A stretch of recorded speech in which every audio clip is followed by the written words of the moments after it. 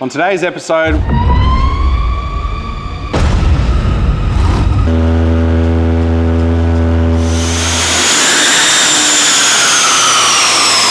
we're going to fit this body kit, but we're having a good time.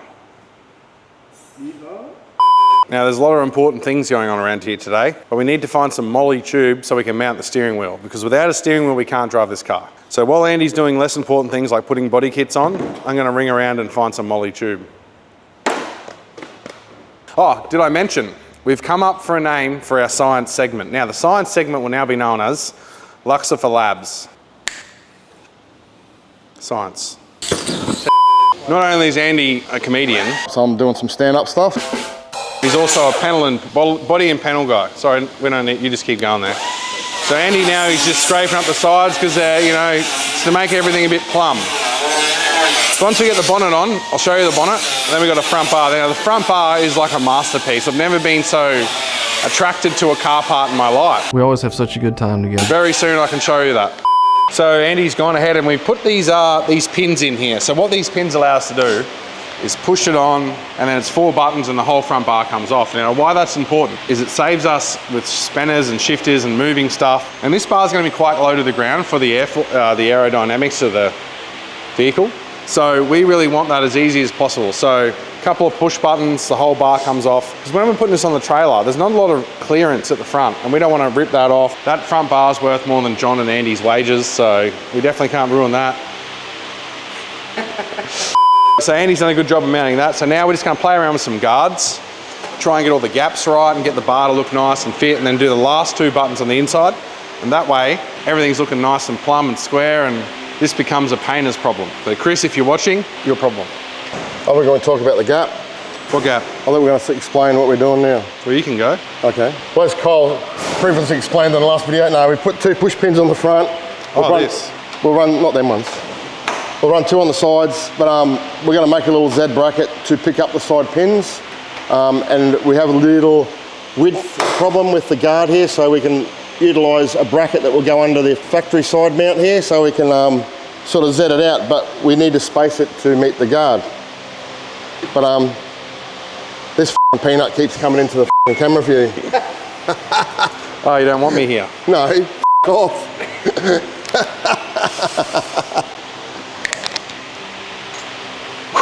Science. I mean, not sponsored. Is that in your way? Apparently.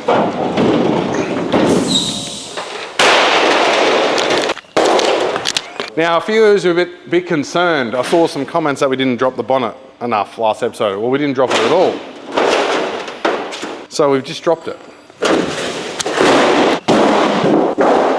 All right, so now, anyway, back to the important stuff. This is our front bar, a V8 Supercar style front bar from our friends at Alpha Motorsport Fiberglass. Now these guys don't just make fiberglass bars, they make really, really good fiberglass bars.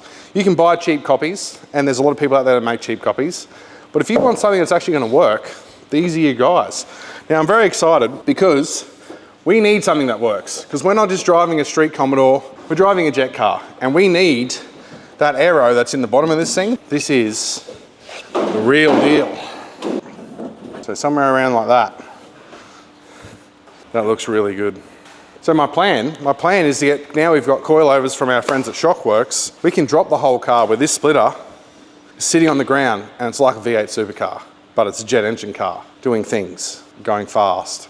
So while Andy's figuring out how he's going to mount this bar, I've bought us some quick release pins. So because this car is going to be extra steezy and low, I wanted to have the option to quickly release this bar, because you can't tow anything on a trailer like that low unless you have like a super low trailer, which we don't have. So we're going to make this quick release. So basically we go pop, pop, pop. Pop, pop, pop.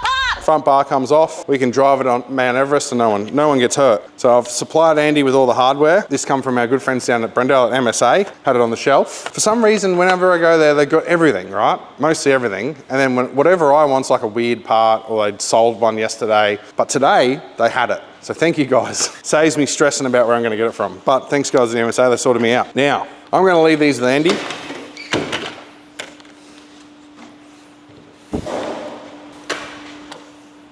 And sweep out the trash for a minute. I've got some important stuff to do.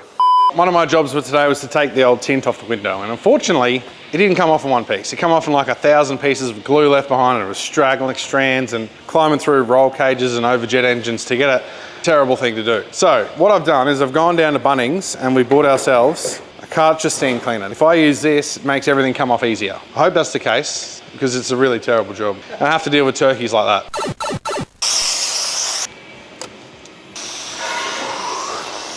I am the steam man. So it's that time of the day where I'm sick of doing manual labour, and John's always walking around with his skin flute out or his camera. And I thought, you know what, John? Maybe it's your time to do a bit of camera work and a bit of manual labour. So we've got this, obviously we've got this disgusting glue all over the back window, and it's not easy to get in there, but John is a small package and he can get in tight spots. Wow. This has just gone from a family-friendly channel to X-rated real quick. Here we are. Hey, Joe!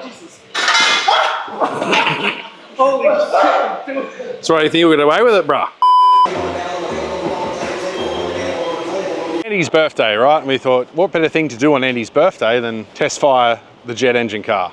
Now, we've sort of finished everything. We're not quite sure on a bunch of things, but what can you really do apart from just start it in a car park and just see what happens? Well, that's what we're gonna do.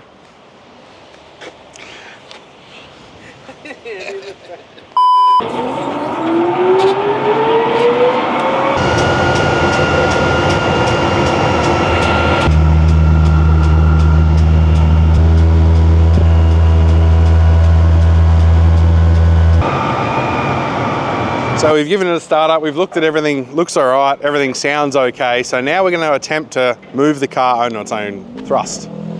I wouldn't lie if I wouldn't say I'm a little bit scared. We got to race this thing in a week, so we may as well move it in the shed.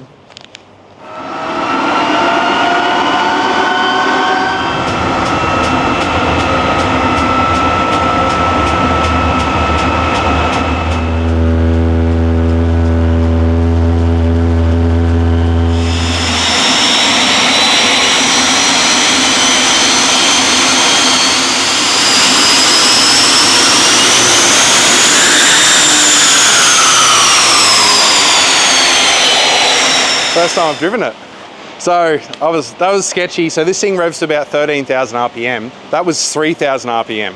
And it was like, I was watching the EGT gauges, which are like the exhaust gas temperatures, trying not to get too hot because they told me not to. I don't even know what they mean, but sort of going, and it was on the edge where if I went like that, it would jump and it would, like, you could feel it pushing through the brakes. This thing at full RPM, full ball, is gonna be wild. And you know, I'm just glad it's all coming together, and hopefully it stays together and it's fast and we can go down that runway because we want to be fast. And if you look fast, you look fast. Ta-da!